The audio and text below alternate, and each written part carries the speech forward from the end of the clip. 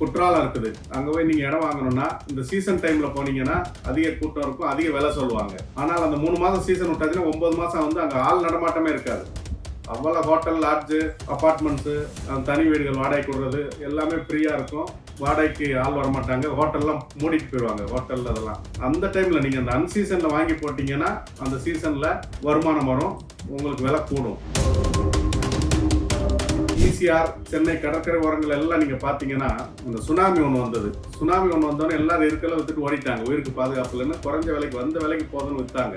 அப்ப நீங்க முதலீடு பண்ணிருந்தீங்கன்னா இன்னைக்கு வந்து அது ஒரு நல்ல லாபம். ஒரு 20 வருஷம் ஆச்சு. அது வந்து ஒரு 2004 வந்தது சுனாமி. இப்ப பாத்தீங்கன்னா அங்க இடமே நீங்க வாங்க முடியல. ஒரு இடத்த வாங்குறதுக்கு முன்னாடி அந்த இடத்த பத்தி ஆய்வு பண்ணணும், இன்ஸ்பெக்ட் பண்ணணும். ஒரு பெரிய இடம் இருக்குது, பிளாட் போடுறாங்க, அங்க ஒரு கிணறு இருந்திருக்கும். அந்த கிணறை வந்து நீங்க எவ்வளவுதான் மண்ணை போட்டு மூடி இருந்தாலும் பில்டிங் கட்டினா உள்ள இறங்கிடும். ஒரு 2014 சென்னையில வந்து மௌலிவாக்கம் அப்படின்ற இடத்துல ஒரு 11 மாடி அடுக்குமாடி கட்டிடம், அபார்ட்மெண்ட் பில்டிங் மொத்தமும் இடிஞ்சு விழுந்து பல 100 பேர் வந்து இறந்துட்டாங்க. பல பெரிய உயிர் பலிகள்லாம் ஆயிடுச்சு. அது ஒரு மிகப்பெரிய வழக்கா நடந்துருந்தது. அதெல்லாம் வந்து அந்த இடத்துல கம்மாய். நிறைய சினிமா படங்களை பார்த்தோம். முக்கியமா வந்து கேப்டன் விஜயகாந்த் அவர்கள் நடிச்ச ரமணா படத்துல வந்து அவர் அந்த படம் எடுத்தது 20 வருஷத்துக்கு முன்னாடி. ஆனா பின்னாடி இந்த சம்பவம் நடந்தது. மௌலிவாக்கம் கட்டிடம் வந்து இடிஞ்சு விழுந்தது. ரியல் எஸ்டேட் வாய்ஸ் பார்வையாளர்கள் அனைவருக்கும் வணக்கம். நம்ம சேனல்ல தொடர்ந்து அந்த ரியல் எஸ்டேட்டில் முதலீடு செய்வது எப்படி, அது சம்பாதிப்பது எப்படி, அதெல்லாம் பார்த்துட்டு இருக்கோம். பட் எல்லாருக்கும் தேவை பணம் பணம் பணம். செல்வந்தராகணும், கோடீஸ்வரன் ஆகணும், முதலாளி ஆகணும். அப்படிதான் வந்து எல்லாரும் தினமும் யோசிக்கிறோம். நம்ம சாப்பிடும்போது அதைத்தான் யோசிக்கிறோம், தூங்கும்போது அதைத்தான் யோசிக்கிறோம். அப்போ அது எப்படி வந்து நம்ம சம்பாதிக்க முடியும் அப்படின்னு பார்க்கும்போது நம்ம பல்வேறு துறைகளை விட்டுட்டு ரியல் எஸ்டேட் துறையை வந்து ப்ரொஜெக்ட் பண்ணி அதை ப்ரமோட் பண்ணி நம்ம வந்து பார்த்துட்டு இருக்கிறோம். அந்த ஐடியாஸ் எல்லாம் வந்து பேசிட்டு இருக்கிறோம். அப்போ எங்கே முதலீடு செய்யணும், எப்படி முதலீடு செய்யணும் அப்படின்றத பார்ப்போம். எந்த டைமில் முதலீடு செய்யணும் அதெல்லாம் இருக்குது. எல்லாமே வந்து காலம், நேரம், இடம் அப்படிலாம் சொல்லுவாங்களே, அவ்வளவுமே இருக்குது இதுலேயும். எப்படின்னு பார்த்தீங்கன்னா இப்போ குற்றாலம் இருக்குது. அங்கே போய் நீங்கள் இடம் வாங்கணும்னா இந்த சீசன் டைமில் போனீங்கன்னா அதிக கூட்டம் இருக்கும், அதிக விலை சொல்லுவாங்க. ஆனால் அந்த 3 மாதம் சீசன் விட்டாச்சுன்னா 9 மாதம் வந்து அங்கே ஆள் நடமாட்டமே இருக்காது. அவ்வளோ ஹோட்டல், லாட்ஜு, அப்பார்ட்மெண்ட்ஸு, தனி வீடுகள் வாடகை கொடுறது எல்லாமே ஃப்ரீயாக இருக்கும். வாடகைக்கு ஆள் வரமாட்டாங்க, ஹோட்டல்லாம் மூடிட்டு போயிடுவாங்க. ஹோட்டல் அதெல்லாம் அப்போ அந்த டைம்ல நீங்க அந்த அன்சீசன்ல வாங்கி போட்டீங்கன்னா அந்த சீசன்ல வருமானம் வரும், உங்களுக்கு விலை கூடும்.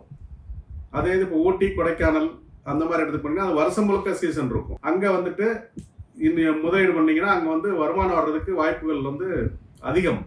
ஆனா குற்றாலத்துல அந்த 3 மாசம் மட்டும்தான் வருமானம். அதுவும் ஒரு சில வருடங்கள் வந்து பருவமழை பொய்த்து போச்சுன்னு வச்சுக்கோங்க, மான்சூன் மிஸ் ஆயிடுச்சுன்னா அந்த வருஷம் சீசன் இருக்காது, அந்த வருஷம் வியாபாரம் இருக்காது, பிஸ்னஸ் இருக்காது, ஹோட்டல் ரூம் புக் ஆகாது. அந்த மாதிரி இப்போ வந்து சென்னை ஈசிஆர், சென்னை கடற்கரை ஓரங்கள் எல்லாம் நீங்க பாத்தீங்கன்னா அந்த சுனாமி ஒன்று வந்தது. சுனாமி ஒன்று வந்தோடனே எல்லாரும் இருக்கல வித்துட்டு ஓடிட்டாங்க. உயிருக்கு பாதுகாப்பு இல்லைன்னு குறைஞ்ச விலைக்கு வந்த விலைக்கு போதுன்னு வித்தாங்க. வந்த விலைக்கு போதுன்னு வித்துட்டாங்க. அப்ப நீங்க முதலீடு பண்ணிருந்தீங்கன்னா இன்னைக்கு வந்து அது ஒரு நல்ல லாபம். ஒரு 20 வருஷம் ஆச்சு. அது வந்து ஒரு 2004 வந்தது சுனாமி. இப்போ பார்த்தீங்கன்னா அங்கே இடமே நீங்கள் வாங்க முடியல. ஆனால் அந்த டைமில் அங்கே இடம் வாங்கியிருந்தீங்கன்னா அல்லது இருந்த இடத்த விற்காம வச்சுருந்தீங்கன்னா இன்னைக்கு வந்து அது பல மடங்கு லாபத்தை கொடுக்கும். இப்போ கோயம்புத்தூர் எடுத்துக்கிட்டிங்கன்னா 1998 ஒரு பாம் பிளாஸ்ட் நடந்தது. ஒரு வெடிகுண்டு வெடிப்பு, ஒரு நாச வேலை. அப்போ பார்த்தீங்கன்னா கோயம்புத்தூரில் எல்லா இண்டஸ்ட்ரியும் மூடிட்டாங்க, எல்லாரும் தொழில் விட்டு போயிட்டாங்க. கோயம்புத்தூர்காரங்களாம் கோயம்புத்தூர் காலி பண்ணி இருக்கிற இடத்த வந்த விலைக்கு வித்துட்டு ஊற விட்டு போயிட்டாங்க. ஆனால் இன்னைக்கு கோயம்புத்தூரில் இடம் வாங்க முடியல, அவ்வளோ காஸ்ட்லி ஆயிடுச்சு. ஸோ அப்போ புத்திசாலித்தனமாக யோசிச்சு அது மாதிரி நேரங்களில் நாம் இடம் வாங்கி போட்டிருந்தால் அது வந்து ஒரு நல்ல லாபத்தை கொடுக்கும். அது மாதிரி ஒரு இடத்த வாங்குறதுக்கு முன்னாடி அந்த இடத்த பற்றி ஆய்வு பண்ணணும், இன்ஸ்பெக்ட் பண்ணணும். ஒரு பெரிய இடம் இருக்குது, பிளாட் போடுறாங்க, அங்கே ஒரு கிணறு இருந்திருக்கும். அந்த கிணறை வந்து நீங்கள் எவ்வளோதான் மண்ணை போட்டு மூடி இருந்தாலும் இப்போ பில்டிங் கட்டினா உள்ளே இறங்கிடும்.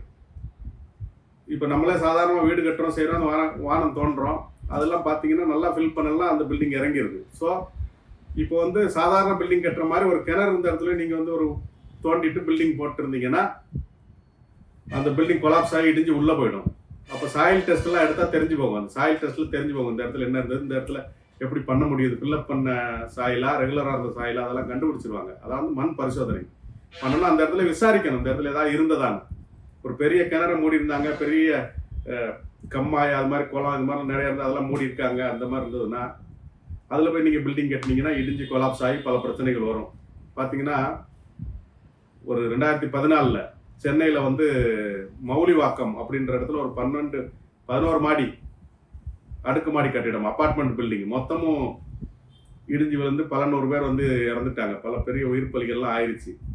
அது ஒரு மிகப்பெரிய வழக்காக நடந்துருந்தது. அதெல்லாம் வந்து அந்த இடத்துல கம்மாய். இது எப்படின்னா நிறைய சினிமா படங்களை பார்த்துருவோம். முக்கியமாக வந்து கேப்டன் விஜயகாந்த் அவர்கள் நடித்த ரமணா படத்தில் வந்து அவர் அந்த படம் எடுத்தது 20 வருஷத்துக்கு முன்னாடி. ஆனால் பின்னாடி இந்த சம்பவம் நடந்தது. மௌலிவாக்கம் கட்டிடம் வந்து இடிஞ்சு விழுந்தது.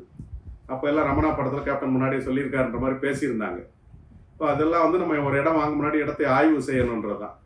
இந்த மாதிரி ஒரு இடத்துல வந்து வாங்கும்போது அங்கே நல்ல குடி தண்ணீர் நல்ல தண்ணீராக இருந்தால் அது ஒரு நல்ல விலைக்கு போகும். அதை வந்து நம்ம பார்க்கணும். இந்த மாதிரி இப்போ நம்ம சொன்ன மாதிரி வந்துட்டு ஒரு இடத்துல இப்போ ரயில்வே ஸ்டேஷன் புதுசாக வருது, புதுசாக ஒரு பரந்தூர் விமான நிலையம் வருது, அப்போ அந்த இடத்துல விலை கூடிரும். இந்த இடத்துல வந்து சிப்காட் வருது, அப்போ அந்த இடத்துல விலை கூடிரும் அப்படிலாம் சொல்லுவாங்க. அதை வாங்கும்போது நம்ம கவனிக்க வேண்டிய விஷயம் என்னென்னா, அந்த இடத்த ஆர்ஜிதம் பண்ணியிருப்பாங்க, அக்விசிஷன், நில ஆர்ஜிதம், லேண்ட் அக்விசிஷன் பண்ணியிருப்பாங்க. அரசு அந்த நடவடிக்கைகள் எடுத்துகிட்டு இருக்கும். அதை தெரிஞ்சுக்கிட்டு அந்த ஓனர் வந்து உங்களை ஏமாற்றி உங்கள்கிட்ட வித்துட்டு போயிடுவார். அது வந்து ரெவன்யூ ரெக்கார்ட்ஸில் என்ட்ரி வரும். தாசில்தார் ஆஃபீஸில் வந்து இந்த சொத்தை வந்து இந்த இடத்தை அரசாங்கம் வந்து ஆர்ஜிதம் பண்ணியிருக்குது. ஆனால் அது ரெவன்யூ ரெக்கார்ட்ஸ்லையும் சப் ரிஜிஸ்ட்ரார் ஆஃபீஸ்லையும் போய் இது இந்த இடத்த எடுத்துகிட்டு என்ட்ரி போடுறதுக்கு சில ஃபார்மாலிட்டிஸ் எல்லாம் இருக்குது. செக்ஷன் 41A நோட்டிஃபிகேஷன் 5161 அப்படிலாம் வந்து அந்த பிரிவுகள் அதுபடி பண்ணி அது கம்ப்ளீட் ஆனதுக்கப்புறம் தான் இவங்க வந்து இங்கே கொடுப்பாங்க, இதை பதியக்கூடாதுன்னு. இந்த இடைப்பட்ட காலத்தில் இந்த இடத்துல வந்து விமான நிலையம் வருது, அரசு கல்லூரி வருது, சிப்காட் வருது அப்படின்னு சொல்லி ஏமாற்றி உங்களை வித்துட்டு போயிடுவாங்க. நீங்கள் வாங்கினதுக்கப்புறம் பார்த்தீங்கன்னா உங்களுக்கு பதிவும் நடக்கும், உங்கள் பேருக்கு பட்டாவும் மாறி இருக்கும். ஆனால் அதற்கு பின்பு வந்துட்டு இந்த ஆர்ஜித அதிகாரிகள் அதுக்கப்புறம் தான் அந்த இதெல்லாம் கொண்டு வந்து என்ட்ரிஸே ஆகும். அப்போ உங்களை ஏமாற்றி வித்துட்டு போயிடுவாங்க. அதனால அந்த மாதிரி இடங்கள் நம்ம கவனமாக செயல்படணும். அது மாதிரி 4 வழிச்சாலை வருது, 8 வழிச்சாலை வருதுன்னு சொல்லுவான். அதுக்கு அரசாங்கம் இடம் எடுத்ததுக்கப்புறம் இது வந்து ஈஸியில் எல்லாம் ரிஃப்ளெக்ட் ஆகுறதுக்கு முன்னாடியே, வில்லங்க சான்றிதழ் அரசு ஆவணங்கள் எல்லாம் என்ட்ரி போடுறதுக்கு முன்னாடியே, பதிவேற்றம் செய்வதற்கு முன்னாடியே உங்கள்கிட்ட வித்துட்டு போயிடுவாங்க. நீங்கள் பதிவும் முடியும், அதுக்கப்புறம் அதற்கு பட்டாவும் மாறி இருக்கும், சப் ரிஜிஸ்ட்ரார் ஆஃபீஸில் பதிவும் பண்ணியிருப்பாங்க. ஆனால் அதற்கு பின்னாடி வந்துட்டு இந்த இடத்த அரசாங்கம் வந்து எடுத்துட்டாங்க அப்படின்னு சொல்லும்போது நீங்கள் நிலத்தை இழக்க வேண்டிய அபாயம் வரும், உங்களை ஏமாற்றி வித்துருவாங்க. இந்த மாதிரி சூழ்நிலைகள் எல்லாம் வந்துட்டு நம்ம வந்து உஷாராக இருக்கணும், இல்லாட்டி நம்ம ஏமாற்றப்படுவோம். அது மாதிரி வந்துட்டு ரியல் எஸ்டேட்டில் தான் நம்ம சொன்னோம் அளவில்லாத இன்கம்னு. பார்த்தீங்கன்னா வேற எந்த தொழில் செஞ்சாலும் சோப்பு, சீப்பு, பவுடர், எண்ணெய், காய்கறி, ட்ரெஸ்ஸு, அதாவது உடைகள் எல்லாத்துக்குமே ஒரு எக்ஸ்பைரி டேட் இருக்கும். நீங்கள் வந்துட்டு பிராண்டட் ஷோரூம்லாம் போனீங்கன்னா செருப்பு, டிஷர்ட்டு, பனியன், ஜீன்ஸ் பேண்ட்டு, ட்ரெஸ் எல்லாத்துக்குமே வந்து ஆஃபர் சேல்னு போடுவான். 1 வாங்கினா 2 இலவசம், 2 வாங்கினா 3 இலவசம், 1க்கு 1 ஃப்ரீ, அது மாதிரி 50% ரிடக்ஷன் சேல். இதெல்லாம் எதுக்குன்னா அந்த பீரியட் முடிஞ்சிடும். அதுக்கு வந்து காலாவதி தேதி இருக்குது, எக்ஸ்பைரி டேட் இருக்குது.